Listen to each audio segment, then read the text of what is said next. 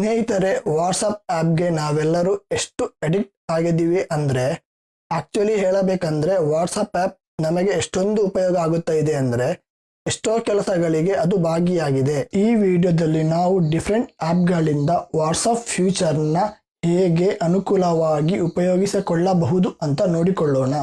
ನಾನು ಕಾರ್ತಿಕ್, ನೀವು ನೋಡ್ತಾ ಇದ್ದೀರಾ ಟೆಕ್ ಪಿಕ್ಸೆಲ್ ಕನ್ನಡ.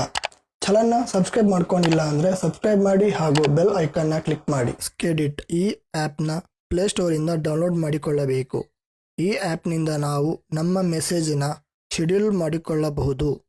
ವಾಟ್ಸಪ್ನಲ್ಲಿ ನಾವು ಯಾವಾಗ ಕಳುಹಿಸಬಹುದು ಅಂತ ಈ ಮೆಸೇಜ್ನ ಶೆಡ್ಯೂಲ್ ಮಾಡಿಕೊಳ್ಳಬಹುದು. ಸ್ಕೆಡಿಟ್ ಆ್ಯಪ್ನ ಓಪನ್ ಮಾಡಿಕೊಳ್ಳಿ. ಇಲ್ಲಿ ನಿಮಗೆ ಜಿಮೇಲ್ ಅಕೌಂಟ್ ತೋರಿಸುತ್ತೆ. ಫೇಸ್ಬುಕ್ ಅಥವಾ ಜಿಮೇಲ್ ಅಕೌಂಟ್ ಯಾವ್ದು ಬೇಕಾದರೂ ಯೂಸ್ ಮಾಡಬಹುದು. ನಾನಿಲ್ಲಿ ಜಿಮೇಲ್ ಅಕೌಂಟ್ ಸೆಲೆಕ್ಟ್ ಮಾಡ್ತಿದ್ದೀನಿ. ಪ್ಲಸ್ ಐಕನ್ಗೆ ಕ್ಲಿಕ್ ಕೊಡಬೇಕು. ಅಲ್ಲಿ ನಿಮಗೆ WhatsApp business, Telegram, message, SMS, email, calls ಇದರಲ್ಲಿ ನಮಗೆ ಯಾವ್ದು ಬೇಕೋ ಅದನ್ನು ಶೆಡ್ಯೂಲ್ ಮಾಡಿ ಕಳಿಸಬಹುದು. ನಾನು ಇಲ್ಲಿ ವಾಟ್ಸಪ್ನ ಸೆಲೆಕ್ಟ್ ಮಾಡಿಕೊಂಡೆ. ಶೆಡ್ಯೂಲ್ 2 ಅಲ್ಲಿ ಕಾಂಟ್ಯಾಕ್ಟ್ ಸೆಲೆಕ್ಟ್ ಮಾಡಿಕೊಳ್ಳಬೇಕು. ಅದಾದ್ಮೇಲೆ ಆ್ಯಡ್ ರೆಸಿಪ್ಟ್ ಪೇಮೆಂಟ್. ಅಷ್ಟು ಕೆಳಗಡೆ ಮೆಸೇಜಲ್ಲಿ ನಾನು ಮೆಸೇಜ್ ಟೈಪ್ ಮಾಡ್ತೀನಿ.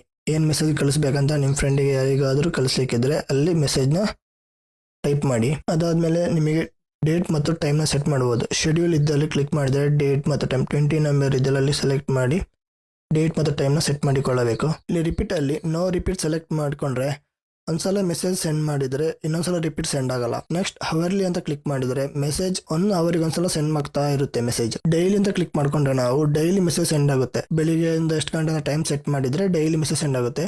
ವೀಕ್ಲಿ ಅಂತ ಕ್ಲಿಕ್ ಮಾಡಿದ್ರೆ ವೀಕ್ಲಿಗೆ ಒಂದ್ಸಲ ಮೆಸೇಜ್ ಕಳಿಸಬಹುದು ಯಾರಿಗೆ ಬೇಕಾದರೂ. ಮಂತ್ಲಿ ಸೆಲೆಕ್ಟ್ ಮಾಡಿದ್ರೆ ಮಂತ್ಲಿ ಕಳಿಸಬಹುದು. ಅದಾದ್ಮೇಲೆ ಇಯರ್ಲಿ ನೀವು ಸೆಲೆಕ್ಟ್ ಮಾಡ್ಕೊಂಡ್ರೆ ಇಯರ್ಲಿ ಮೆಸೇಜ್ ಯಾರಿಗೆ ಕಳಿಸಬೇಕು ನೀವು ಅವರಿಗೆ ಇಯರ್ಲಿ ಮೆಸೇಜ್ ಹೋಗ್ತಾ ಇರುತ್ತೆ. ಬರ್ಡೇ ವಿಶ್ ಆಗಿರ್ಬೋದು, ಏನೇ ಆದ್ರೂ ನಿಮಗೆ ಕಳಿಸಬಹುದು. ನಾನು ಇಲ್ಲಿ ನೋ ರಿಪೀಟ್ ಸೆಲೆಕ್ಟ್ ಮಾಡ್ಕೊಳ್ತಿದ್ದೇನೆ. ನೆಕ್ಸ್ಟ್ ನಾನು ಇಲ್ಲಿ ವಾಟ್ಸ್ಆಪ್ ನ ಕ್ಲಿಕ್ ಮಾಡ್ತೇನೆ. ಅದಾದ್ಮೇಲೆ ನಿಮಗೆ ಕೇಳುತ್ತೆ ಎನೇಬಲ್ ಎಸೆಬಿಲಿಟಿ, ಅದನ್ನ ಕ್ಲಿಕ್ ಮಾಡಿ. ಇನ್ಸ್ಟಾಲ್ಡ್ ಆ್ಯಪ್ಗೆ ಹೋಗಿ ಅಲ್ಲಿ ಸ್ಕೆಡಿಟ್ ನೆಕ್ಸ್ಟ್ ಎಲ್ಲ ಕೊಡಿ. ಬ್ಯಾಕ್ ಬಂದ್ರೆ ನೆಕ್ಸ್ಟ್ ವಾಟ್ಸ್ಆಪ್ ನ ಕ್ಲಿಕ್ ಕೊಟ್ರೆ ಸ್ಕೆಡಿಟ್ ಓಕೆ ಕೊಡಿ. ನೆಕ್ಸ್ಟ್ ಎಸೆಸಿಬಿಲಿಟಿಯನ್ನು ಆನ್ ಮಾಡಿ. ಸ್ಕೆಡಿಟ್ ಇದು ಸ್ಕೆಡಿಟ್ ಆನ್ ಮಾಡಿ ಎಲ್ಲ ಕೊಡಿ. ಇಲ್ಲಿ ಓಕೆ ಕೊಡಿ. Don't show again okay. Next ವಾಟ್ಸ್ಆಪ್ಗೆ ಹೋಗುತ್ತೆ. ಅಲ್ಲಿ ವಾಟ್ಸ್ಆಪ್ ಸೆಲೆಕ್ಟ್ ಮಾಡಿ ಯಾರು ಕಳಿಸ್ಬೇಕಂತ ಅವ್ರ ನಂಬರ್ ಸೆಲೆಕ್ಟ್ ಮಾಡಿ.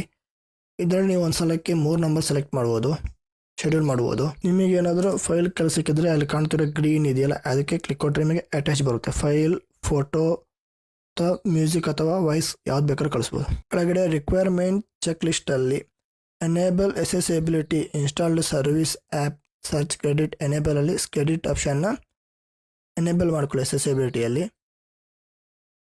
ನೆಕ್ಸ್ಟ್ ರೈಟ್ ಕ್ಲಿಕ್ ಮೇಲೆ ಕ್ಲಿಕ್ ಕೊಡಿ. ಆವಾಗ ಸ್ಕ್ರೀನ್ ಲಾಕ್ ಕೇಳುತ್ತೆ. ಇಗ್ನೋರ್ ಮೆಸೇಜ್, ನೀವು ಒಂದ್ಸಲ ಸೆಂಡ್ ಮಾಡ್ತೀರಂದ್ರೆ ಇಗ್ನೋರ್ ಕೊಡಿ. ಅದಾದ್ಮೇಲೆ ನೆಕ್ಸ್ಟ್ ಪುನಃ ಇಗ್ನೋರ್ ಕೊಡಿ. ಬ್ಯಾಟ್ರಿ ಆಪ್ಟಿಮೈಸೇಷನ್ ಕೇಳುತ್ತೆ, ಅಲ್ಲೂ ಇಗ್ನೋರ್ ಕೊಡಿ. ಇಗ್ನೋರ್ ಸೆಲೆಕ್ಟ್ ಮಾಡಿ ನೆಕ್ಸ್ಟ್ ಎನೇಬಲ್. ಸ್ಕೆಡಿಟ್ ಅಲ್ಲಿ ಎಲ್ಲ ನೋಟಿಫಿಕೇಶನ್ ಕೊಡಿ. ನೆಕ್ಸ್ಟ್ ಬ್ಯಾಕ್ ಬಂದು ಪುನಃ ಕೇಳುತ್ತೆ, ಪುನಃ message ignore. Next right mark ಮೇಲೆ ಕ್ಲಿಕ್ ಕೊಡಿ. ಪುನಃ ಇಗ್ನೋರ್ ಮಾಡಿ ಮೆಸೇಜ್. ಡನ್, ಇಲ್ಲಿಗೆ ಆಯಿತು. ನೋಡಿ ಸ್ಕೆಡಿಟ್ ಮೆಸೇಜ್ ಆಟೋಮೆಟಿಕ್ ಆಗಿ ಓಪನ್ ಆಯಿತು. ಆಟೋಮೆಟಿಕ್ ಆಗಿ ಮೆಸೇಜ್ ಕಳಿಸುತ್ತೆ. ನೀವು ಯಾರು ಸೆಲೆಕ್ಟ್ ಮಾಡಿದ್ದೀರೋ, ಯಾರು ಹೆಸರನ್ನು ಸೆಲೆಕ್ಟ್ ಮಾಡಿದ್ದೀರೋ ಅವರಿಗೆ ಆಟೋಮೆಟಿಕ್ ಆಗಿ ಮೆಸೇಜ್ ಸೆಂಡ್ ಆಗುತ್ತೆ. ನೋಡಿ ಇದೇ ರೀತಿಯಾಗಿ ನೀವು ಯಾರಿಗೆ ಬೇಕಾದರೂ ಮೆಸೇಜ್ನ ಕಳಿಸಬಹುದು. ಶೆಡ್ಯೂಲ್ ಮಾಡಿ ಯಾವಾಗ ಕಳಿಸ್ಬೇಕೋ ಅಥವಾ ಬರ್ಡೇ ಡೇಟ್ ಆಗಿರ್ಬೋದು, ಅವರಿಗೆ ವಿಶ್ ಮಾಡಬೇಕಿದ್ದು ಯಾವಾಗಿದ್ರು ಸೆಲೆಕ್ಟ್ ಮಾಡಿಬಿಟ್ಟು ಕಳಿಸಬಹುದು. ಸೆಕೆಂಡ್ ಆ್ಯಪ್ ಬಂದು ಆಟೋ ಕ್ಲಿಕ್ಕರ್. ಈ ಆ್ಯಪ್ನ ಪ್ಲೇ ಸ್ಟೋರ್ ನಲ್ಲಿ ಸಿಗುತ್ತೆ, ಡೌನ್ಲೋಡ್ ಮಾಡಿಕೊಳ್ಳಿ. ಈ ಆ್ಯಪ್ ನಲ್ಲಿ ನಾವು ಕಂಟಿನ್ಯೂಸ್ ಆಗಿ ಮೆಸೇಜ್ ಕಳಿಸಬಹುದು. ವ್ಯಾಲೆಂಟೈನ್ಸ್ ಡೇ ಆಗಿರಬಹುದು, ಯಾರಾದರೂ ಸಿಟ್ ಮಾಡ್ಕೊಂಡ್ರೆ 20 ಟೈಮ್ಸ್ ಅಥವಾ 1000 ಟೈಮ್ ಸಾರಿ ಅಂತ ಮೆಸೇಜ್ ಕಳಿಸು ಅಂತ ಕೇಳಿದ್ರೆ ಆವಾಗ ಈ ಆ್ಯಪ್ನ ಉಪಯೋಗ ಆಗುತ್ತೆ. ಇದನ್ನ ಹೇಗೆ ಯೂಸ್ ಮಾಡೋದು ಅಂತ ನೋಡೋಣ. ಆಟೋ ಕ್ಲಿಕ್ಕರ್ ಆ್ಯಪ್ ಓಪನ್ ಮಾಡಿ. ಎಸೆಸಿಬಿಲಿಟಿ ಸರ್ವಿಸ್ ಓಕೆ ಸೆಲೆಕ್ಟ್ ಮಾಡಿ. ಮಲ್ಟಿ ಟಾರ್ಗೆಟೆಡ್ ಮೋಡ್ ಎನೇಬಲ್ ಅಂತಿದೆಯಲ್ಲ ಅಲ್ಲಿ ಕ್ಲಿಕ್ ಮಾಡಿ. ನೆಕ್ಸ್ಟ್ ಇನ್ಸ್ಟಾಲ್ಡ್ ಆ್ಯಪ್ ಅಲ್ಲಿ ಕ್ಲಿಕ್ ಮಾಡಿ. ಆಟೋ ಕ್ಲಿಕ್ಕರ್ ಆಫ್ ಅಂತಿದೆಯಲ್ಲ ಅದನ್ನು ಆನ್ ಮಾಡಿ. ಎಲ್ಲೋ ಕ್ಲಿಕ್ ಮಾಡಿ ಮತ್ತೆ ಬ್ಯಾಕ್ ಬನ್ನಿ. ಮಲ್ಟಿ ಟಾರ್ಗೆಟೆಡ್ ಮೋಡ್ ಎನೇಬಲ್ ಅಂತಿದೆಯಲ್ಲ ಅಲ್ಲಿ ಕ್ಲಿಕ್ ಮಾಡಿ. ಸೈಡ್ನಲ್ಲಿ ನಿಮಗೆ ಒಂದು ಟೂಲ್ ಓಪನ್ ಆಗುತ್ತೆ. ವಾಟ್ಸಪ್ ಓಪನ್ ಮಾಡಿ ಅಲ್ಲಿ ಯಾರಿಗೆ ನೀವು ಮೆಸೇಜ್ ಕಳಿಸಬೇಕೋ ಸೆಲೆಕ್ಟ್ ಮಾಡ್ಕೊಳ್ಳಿ. ನೆಕ್ಸ್ಟ್ ನೀವು ಅವರಿಗೆ ಏನಂತ ಮೆಸೇಜ್ ಕಳಿಸ್ತಿದ್ದೀರಾ ಅದನ್ನು ಟೈಪ್ ಮಾಡಬೇಕಿಲ್ಲಿ. ಸೊ ಅದಕ್ಕೋಸ್ಕರ ನೀವು ಇಲ್ಲಿ ಪ್ಲಸ್ ಕ್ಲಿಕ್ ಮಾಡಿದರೆ 1 ಅಂತ ಬರುತ್ತೆ. ಅದನ್ನು ನಾನು ಏನು ಮೆಸೇಜ್ ಕಳಿಸ್ಬೇಕೋ ಅದನ್ನು ಸೆಲೆಕ್ಟ್ ಮಾಡ್ಕೊಳ್ತೀನಿ ಲೆಟರ್ನ. ನಾನಿಲ್ಲಿ ಸಬ್ಸ್ಕ್ರೈಬ್ ಅಂತ ಕಳಿಸ್ಬೇಕಂತಿದ್ದೀನಿ. ಸೊ ಅದನ್ನು ಸಬ್ಸ್ಕ್ರೈಬ್ ಲೆಟರ್ ಏನಿದೆಯೋ ಅದು ವರ್ಡ್ ಮೇಲೆ ಮಾಡಿರ್ತಾ ಬರ್ತೀನಿ.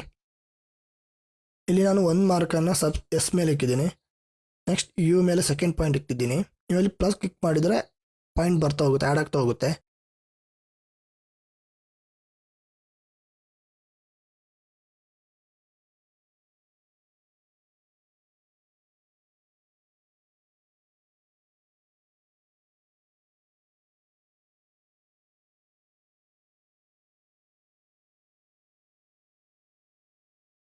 ನೆಕ್ಸ್ಟ್ ಸೆಂಡ್ ಮಾರ್ಕ್ ಬರುತ್ತಲ್ಲ ಅಲ್ಲಿ ಇಡಿ. ಎನ್ನ ಪಾಯಿಂಟ್ನ ತಗೊಂಡೋಗಿ ನಾನು ಸೆಂಡ್ ಪಾಯಿಂಟಲ್ಲಿ ಇಡ್ತಾ ಇದ್ದೀನಿ. ಪ್ಲೇ ಬಟನ್ ಕ್ಲಿಕ್ ಮಾಡಿದರೆ ಮೆಸೇಜ್ ಸೆಂಡ್ ಆಗುತ್ತೆ ಕಂಟಿನ್ಯೂಸ್ ಆಗಿ.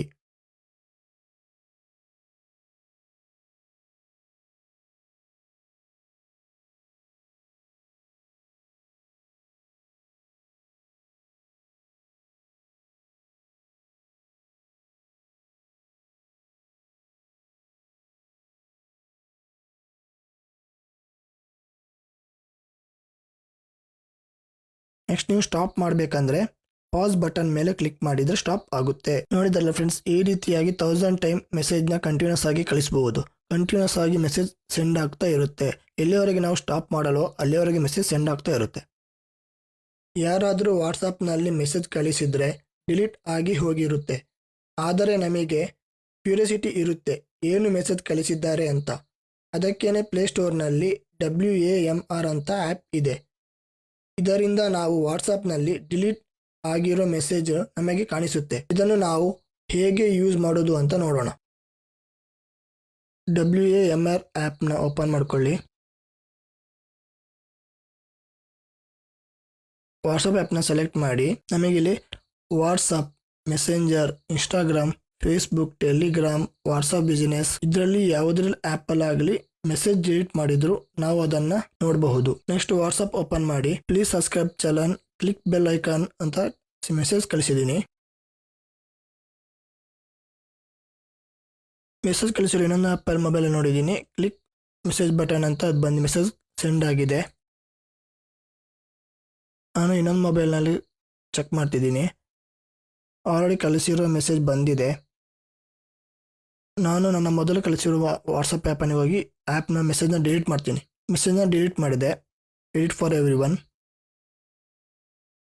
WAMR ಆ್ಯಪ್ನ ಓಪನ್ ಮಾಡಿ. ಇಲ್ಲಿ ಡಿಲೀಟ್ ಆಗಿರೋ ಮೆಸೇಜ್ ನಿಮಗೆ ಕಾಣಿಸುತ್ತೆ. ನೋಡಿ, ಇಲ್ಲಿ ಡಿಲೀಟ್ ಆಗಿರೋ ಮೆಸೇಜ್ ಕಾಣಿಸ್ತಾ ಇದೆ.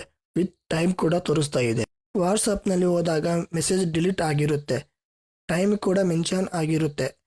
ಒಂದೇ ಮೆಸೇಜ್ ಅಲ್ಲ, ಎಲ್ಲ ಮೆಸೇಜ್ ಬರುತ್ತೆ. ಫ್ಯಾಮಿಲಿ ಆಗಿರಬಹುದು ಅಥವಾ ಗ್ರೂಪ್ ಆಗಿರಬಹುದು. ಅದರಲ್ಲಿರೋ ಮೆಸೇಜ್ ಡಿಲೀಟ್ ಆಗಿರೋ ಮೆಸೇಜ್ ಕೂಡ ಕಾಣಿಸುತ್ತೆ.